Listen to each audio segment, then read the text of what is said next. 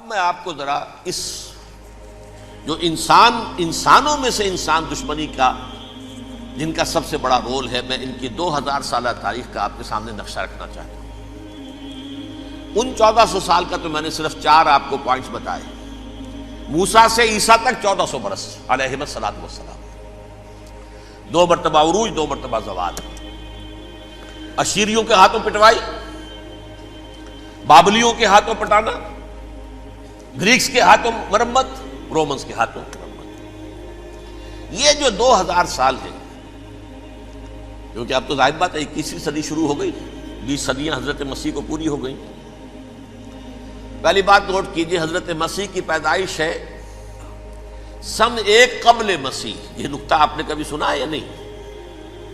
جب ملینیم کا سلسلہ شروع ہوا تھا پچھلے سال، تو میں نے بیان کر دیا تھا کہ ایک عجیب حساب کے اندر انہوں نے غلطی کی ہوئی ہے۔ حضرت مسیح کی پیدائش ہوئی 25 دسمبر کو، سن انہوں نے شروع کر دیا، جو اس کے بعد جنوری آئی تو پہلا سال شروع ہو گیا۔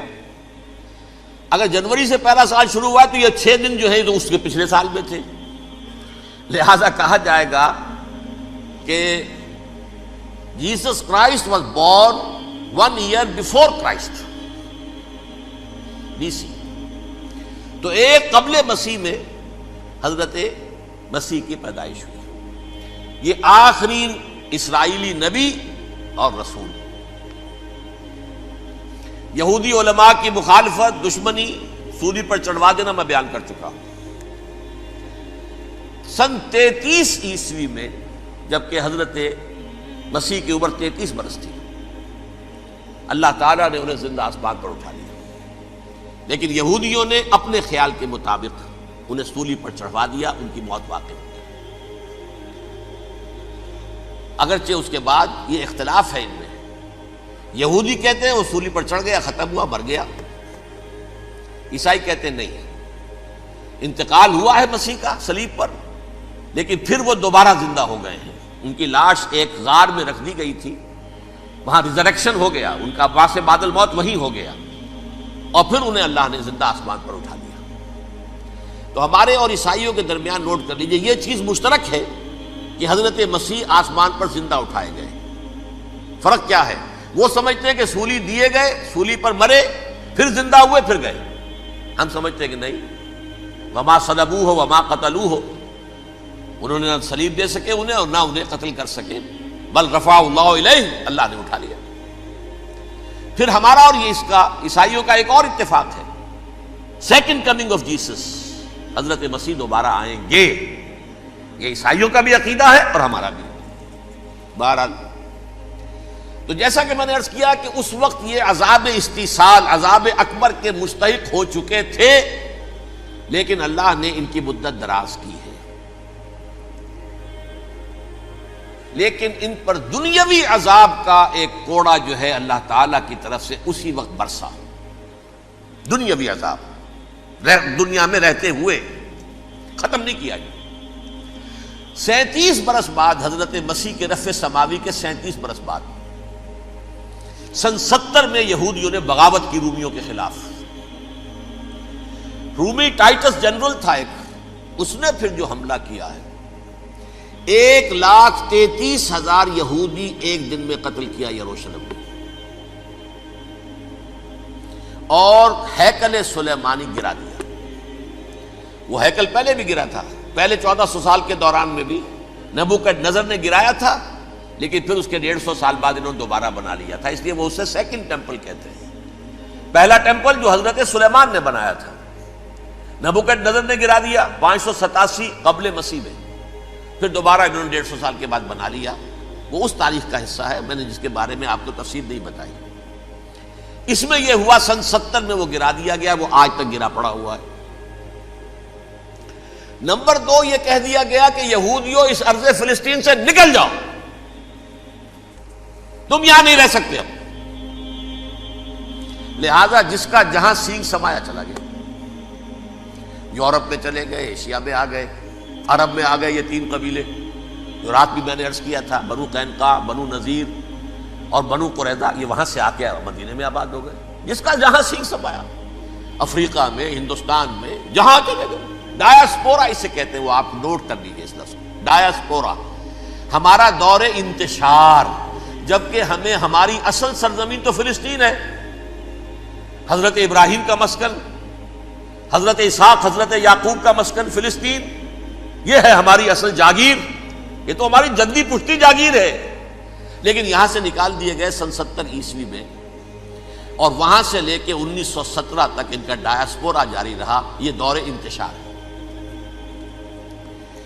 اس دور انتشار کے اب چند حصے ہیں جس کو میں چاہتا ہوں کہ آپ علیحدہ علیحدہ سمجھ لیں۔ دور انتشار کا جو پہلا جو ہے تقریباً 300 برس، رومی حکمران تھے، وہ یہودیوں کے بھی دشمن تھے اور عیسائیوں کے بھی دشمن تھے، عیسائی اور یہودی ایک دوسرے کے بھی دشمن تھے، لیکن رومی سمجھتے تھے کہ یہ ایک ہی تھیلی کے چٹے بٹے ہیں۔ رومیوں کے نزدیک عیسائی بھی یہودیوں ہی کا ایک فرقہ تھے، کوئی علیحدہ مذہب تو تھا ہی نہیں، لہذا رومی جو ہیں رومنز وہ ان دونوں کو ستاتے تھے، مارتے تھے، اور یہ آپس میں لڑتے تھے، یہودی عیسائیوں کو مارتے تھے، عیسائی یہودیوں کو مارتے تھے۔ یہ ہے 300 برس تک کی تاریخ۔ سن 300 عیسوی میں کیا ہوا؟ ایک معجزہ ہو گیا۔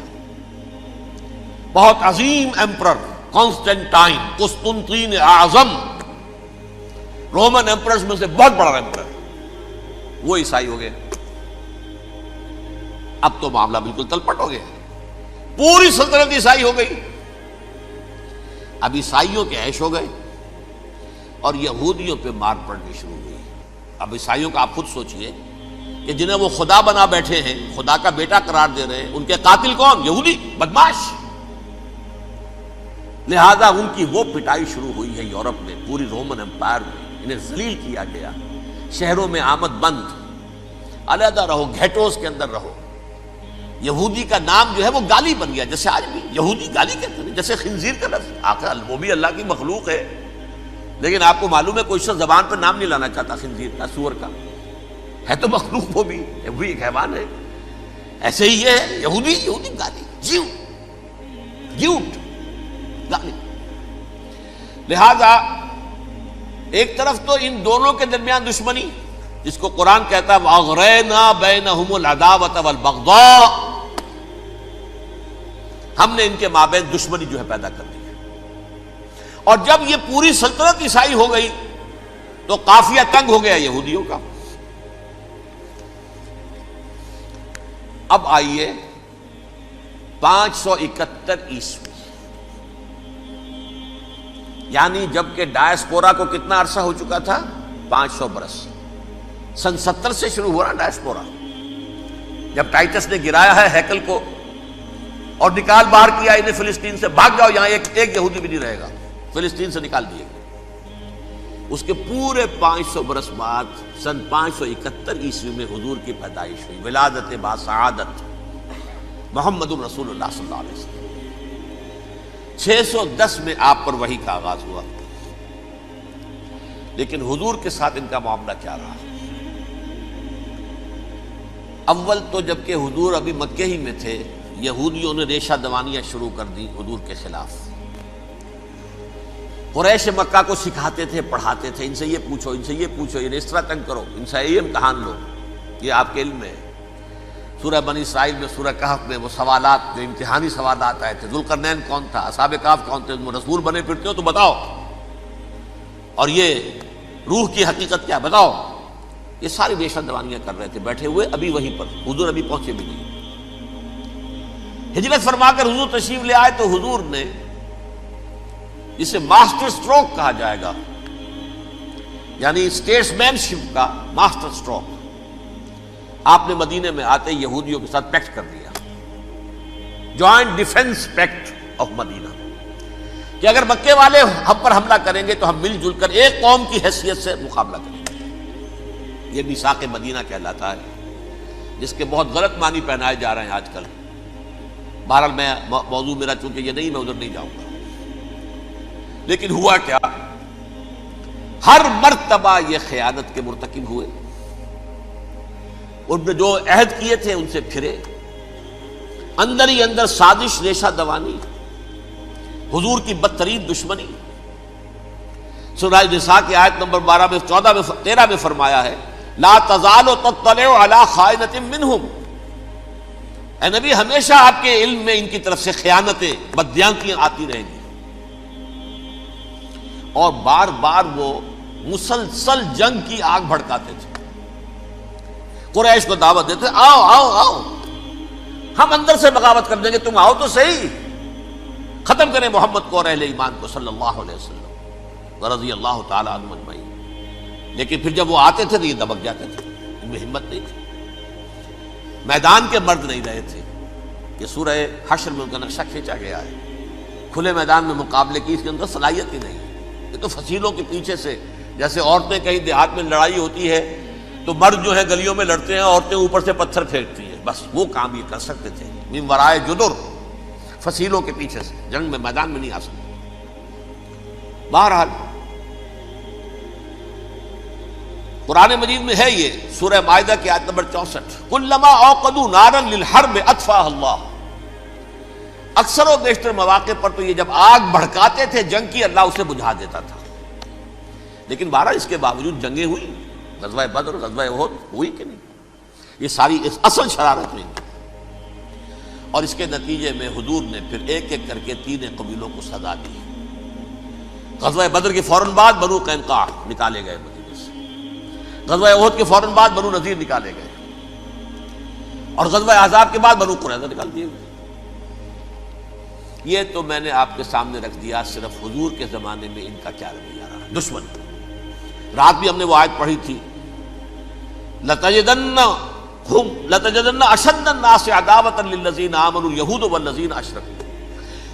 اہل ایمان کی دشمنی میں شدید ترین تم پاؤ گے یہودیوں کو اور مشرکین. مشرکین بھی بعد میں ہے، پہلے یہودی.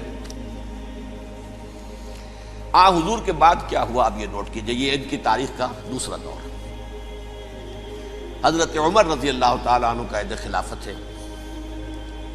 بیت المقدس کا محاصرہ کیا گیا، فصیل بڑی اونچی، شہر اندر سے سیلف سفیشنٹ، حملے کا راستہ کوئی نہیں.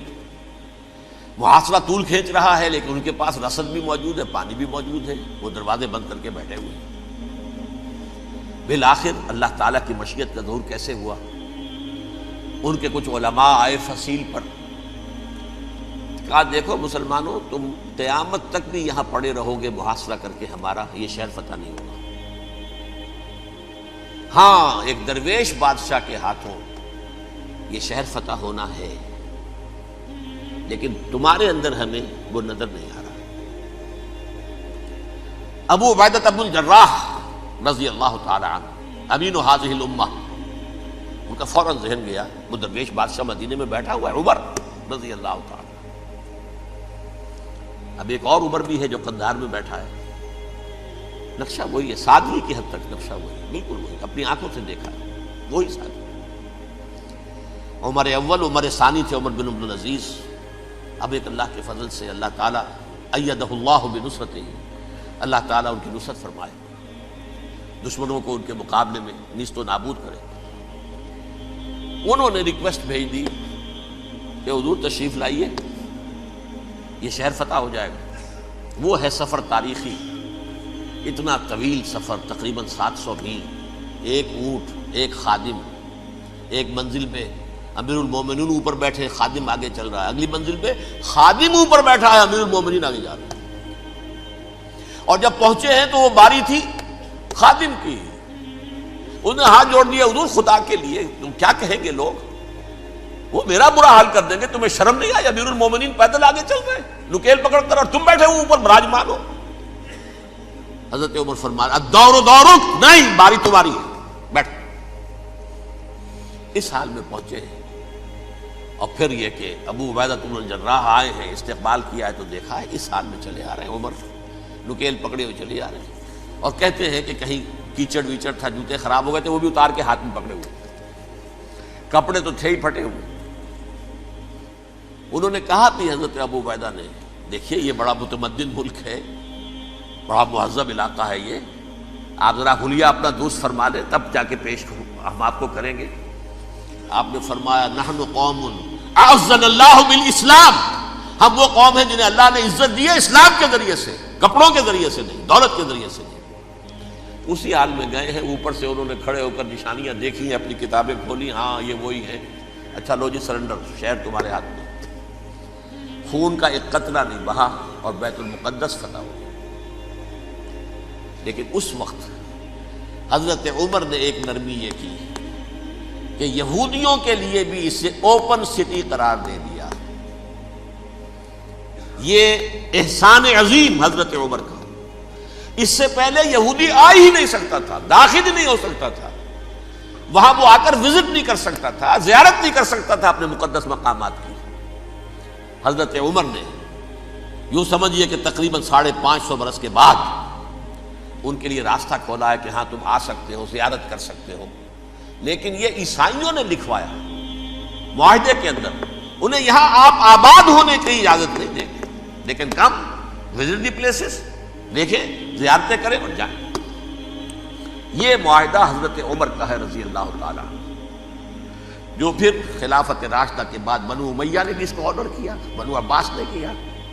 پھر جو ہمارے یہ ترکوں میں اندر خلافت آئی تو ترک خلفاء نے بھی اس معاہدے کی پوری پابندی کی۔ فلسطین میں آ سکتے ہیں یہودی صرف زائرین کی حیثیت سے، وہاں آباد نہیں ہو سکتے۔ اب آئیے اگلا دور آیا حضرت عثمان کا دور خلافت۔ یہ ہے وہ وقت کہ اب یہود نے امت مسلمہ کی پیٹھ میں چھرا گھونپا۔ وہ کیسے؟ ایک یہودی عبداللہ ابن سبا اسلام کا لبادہ اوڑھ کر آ گیا، معاشرے کا جائزہ لے لیا، ان میں بنو ہاشم اور بنو امیہ میں جو پرانی کشاکش تھی اس کے کچھ نہ کچھ جراثیم باقی ہیں، اگر ان کو ذرا بھڑکا دے تو مسلمانوں میں انتشار پیدا ہو جائے۔ کہا یہ عثمان کون ہے؟ یہ تو بنو امیہ میں سے ہے، یہ حق تو بنو ہاشم کا ہے، خلافت ان کے پاس ہونی چاہیے، محمد کے تو رشتہ دار وہ ہیں صلی اللہ علیہ وسلم۔ عوام الناس کے اندر بات پھیلنی شروع ہوئی۔ پھر ایک بڑی سازش کے انداز میں حضرت عثمان کے خلاف پروپیگنڈا، حضرت عثمان کے جو عاملین تھے، گورنر تھے، ان کے خلاف پروپیگنڈا، اور ایسی ہوشیاری کرتے تھے کہ کوفے میں کوفے کے حاکم کے خلاف کچھ نہیں کہنا، اجی مصر میں یہ ہو رہا ہے، اجی شام میں یہ ہو رہا ہے، اجی یہ جو عثمان ہے وہ یہ کر رہا ہے، یہ ظلم ہو رہا ہے، یہ لوٹ مار ہو رہی ہے، یہ خیانتیں ہو رہی ہیں۔ اب نہ تو اس زمانے میں مینز آف کمیونیکیشن، کیسے تصدیق کریں؟ افواہیں تو آپ آج کراچی کے اندر شروع ہو جائے تو پتہ نہیں چل سکتا کسی کو کہ کیا اس میں صداقت ہے، کیا جھوٹ ہے، اور بری بات جو ہے فطرت انسانی کی کمزوری ہے وہ فوراً قبول کرتا ہے، کسی کے بارے میں اچھی بات ماننے کو تیار نہیں ہوتا، لیکن بری بات تو فوراً تیار۔ بہرحال یہ فتنہ انہوں نے اٹھایا، حضرت علی کی الوہیت کا فتنہ اٹھایا، حضرت عثمان کے خلاف الفتنۃ الکبریٰ برپا کیا، حضرت عثمان شہید ہوئے۔ اس کے بعد 5 برس تک مسلمان ایک دوسرے کی گردنیں کاٹتے رہے، باہمی خانہ جنگی ہوئی، امت کو وہ زخم لگایا ہے جو آج تک جس سے خون رس رہا ہے۔ یہ شیعان عثمان اور شیعان علی تھے جو بعد میں پھر سنی اور شیعہ ہو، اور آج تک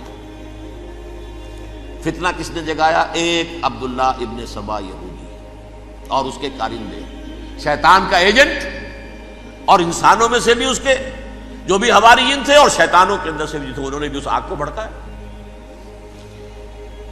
یہ آپ سوچ لیجئے کہ یہ کس نے وہ زخم لگایا؟ یہودی۔ اگلا دور آیا، خلافت راشدہ ختم ہوئی، بنو امیہ کا بھی دور کافی گزر گیا۔ طارق ابن زیاد 712 عیسوی میں حملہ کرتے ہیں اسپین پر۔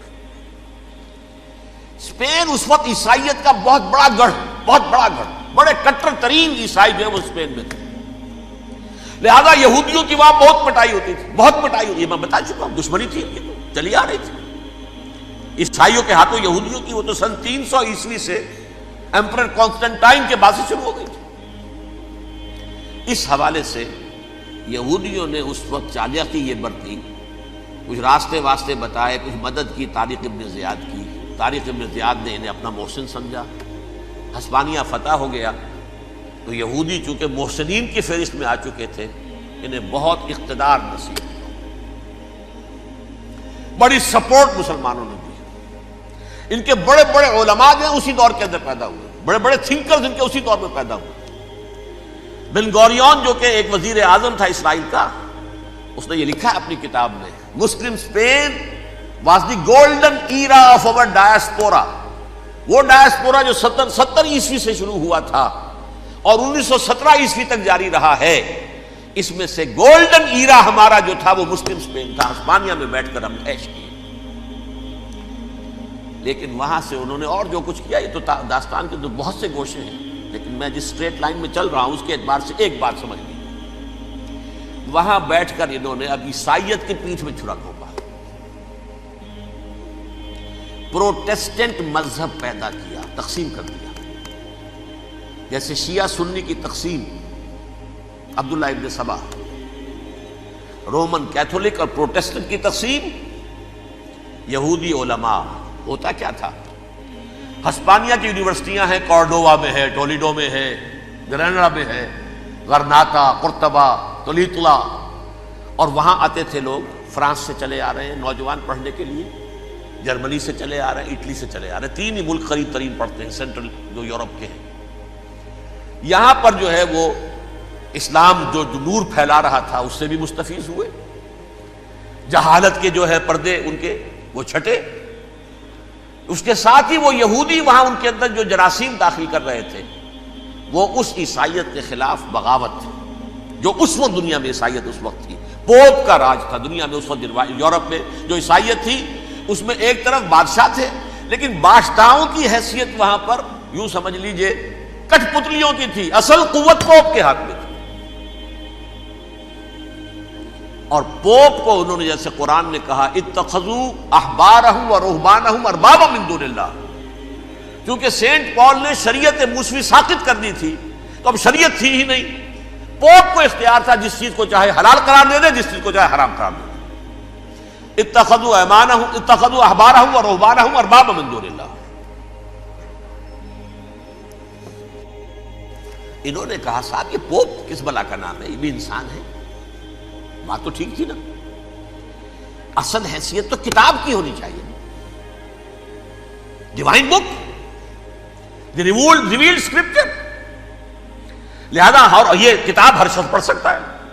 کوئی پوپ کے باپ کو جو ہے کوئی اس کے لیے پروپرائٹری رائٹس تو نہیں ہے کہ صرف پوپ پڑھ سکتا ہے یا پادری پڑھ سکتے ہیں. ہم بھی پڑھ سکتے ہیں، ہم بھی سمجھ سکتے ہیں. یہ باتیں تھی کہ جن کو بڑھا چڑھا کر بیان کر کے اور پوپ کا اقتدار ختم کرا دیا اور توجہ مرکوز کر دی بائبل کی طرف. اب بائبل میں بڑا حصہ تو اولڈ ٹیسٹامنٹ کا ہے. نتیجہ کیا ہوا؟ یہود کی عظمت پروٹیسٹنٹس کے نزدیک مسلم ہو گئی. اصل قوم تو یہ ہے. وہ دشمنی بدلی کہ نہیں بدلی؟ موسیٰ کے امتی یہ ہے، تورات موسیٰ کو دی گئی، ابراہیم کی نسل یہ ہے. لہذا وہ جو دشمنی تھی، جو عداوت تھی کہ ہمارے خدا کو سوری چڑھانے والے ہیں یہ بدماش، اس کا ازالہ ہوا اس پروٹیسٹنٹ مذہب کے نتیجے میں. یہ میں اب آپ کو بتاتا ہوں کہ ایک نتیجہ وہ نکلا ہے جسے برٹرنڈ رسل نے بیان کیا ہے. اس کی کتاب ہے ان پریز آف آئیڈلنس، صفحہ 108. وہ لکھتا ہے the Christians retaining the Judaic belief in special revelation added to it the Roman desire for world wide domination and the Greek taste for metaphysical subtleties. The combination produce the most fiercely persecuting religion that the world has yet known. یہ 3 چیزیں آ کر عیسائیت میں مل گئی. ایک تو جب یہ اولڈ ٹیسٹامنٹ جو ہے وہ ان کے ہاتھ میں آ گئی، اور اس کے میں کچھ آپ کو بتا دیتا ہوں کہ اولڈ ٹیسٹامنٹ کی تعلیمات، کیونکہ یہ اولڈ ٹیسٹامنٹ جو ہے یہ محرف تھی. اصل تورات تو گم ہو گئی تھی 587 قبل مسیح میں، جب پہلی مرتبہ ہیکل جو ہے تباہ ہوا ہے اس وقت ختم ہو گئی تھی. اس کے کوئی 150 سال کے بعد انہوں نے یادداشتوں سے مرتب کر کے لکھی ہے. اب اس میں ان کے اپنے خیالات، اپنے امانی، اپنی توجیحات وہ شامل ہو گئی. لہذا میں آپ کو حوالے دیتا ہوں اس کتاب کے اندر مظالم کی جو تعلیم دی گئی ہے اہل کتاب نے اپنے مظالم قتل عام کے جواز کے لیے تورات میں تبدیلیاں کی اور پیغمبروں پر دہشت ناکی اور بدترین حرام کاری کے الزامات لگائے. سنیے، پہلا حوالہ ہے یہ گنتی باب 31 آیات 17-18. اس لیے ان بچوں میں جتنے لڑکے ہیں سب کو مار ڈالو، اور جتنی عورتیں مرد کا منہ دیکھ چکی ہیں ان کو بھی قتل کر ڈالو، لیکن ان لڑکیوں کو جو مرد سے واقف نہیں اور اچھوتی ہیں اپنے لیے زندہ رکھو. یہ کسی اللہ کی کتاب کا یہ جملہ ہو سکتا ہے؟ کسی ریویل بک کا؟ اور سنیے، یہ ہے استثناء ڈیٹرانومی باب 20 آیت 16-18. پر ان قوموں کے شہروں میں جن کو خداوند تیرا خدا میراث کے طور پر تجھ کو دیتا ہے، کسی ذی نفس کو جیتا نہ بچا رکھنا، جیسا خداوند تیرے خدا نے تجھ کو حکم دیا بالکل نیست کر دینا. مرد، عورتیں، بچے، بوڑھے سب ختم.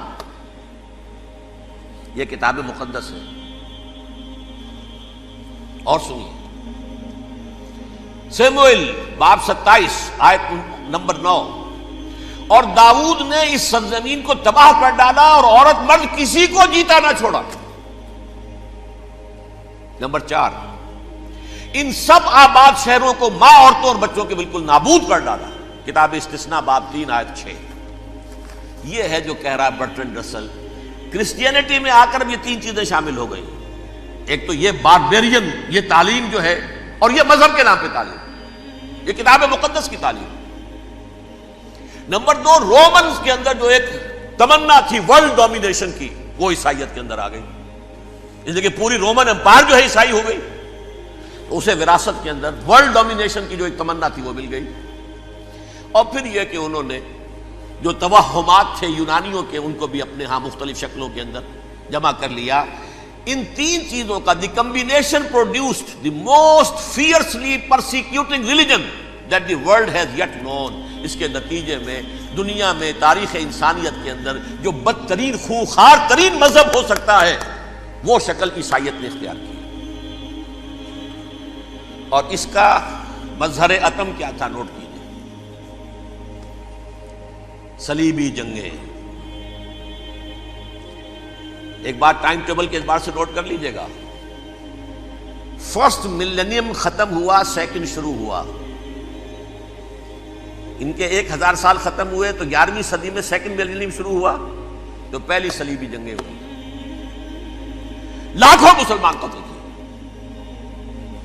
صرف یروشلم کے اندر اتنا خون بہایا ہے کہ خود ان کے ہسٹورینز لکھتے ہیں کہ جب ان صلیبیوں نے جب گھوڑوں کے ساتھ وہ چل رہے تھے گلیوں میں، تو ان کے گھوڑوں کے گھٹنوں تک خون کی ندی بہ رہی تھی. جہاں سے گزرے ختم کرتے چلے گئے، آبادیاں کی آبادیاں ختم کر. اگرچہ اس کروسیڈ میں گیہوں کے ساتھ گھن بھی پسا، یہودی بھی بہت مارے گئے.